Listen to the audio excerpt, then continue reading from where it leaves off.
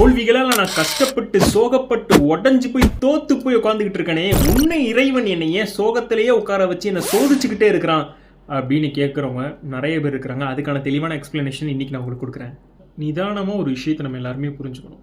நமக்கு அதிகப்படியான சோதனைகள் வரதுக்கு காரணமே நம்மளுடைய வீக்னஸை இறைவன் எக்ஸ்போஸ் பண்ணுறதுக்கு கொடுக்கவே இல்லை. நம்மளுடைய பலத்தை ரிவீல் பண்ணுறதுக்காக தான் நம்மளுக்கு அதிகப்படியான சோதனைகளை இறைவன் கொடுத்து சோதிக்கிறான். அதை முதல்ல நம்ம தெளிவாக புரிஞ்சுக்கணும்.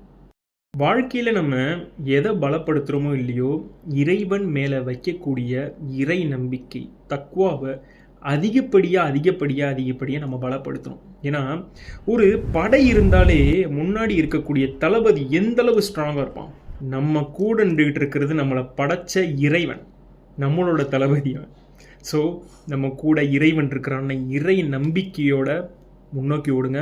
நம்ம எது நினச்சிருந்தாலும் நம்மளுடைய நியத்தை இன்ஷா அல்லாஹ் இறைவன் கபூல் செய்வான். ஏன்னா அவன் நம்ம கூட இருக்கிறான் அப்படின்ற நம்பிக்கையோடு ஓடுவோம் இன்ஷா அல்லாஹ். எல்லா புகழும் இறைவன் ஒருவனுக்கு மட்டுமே.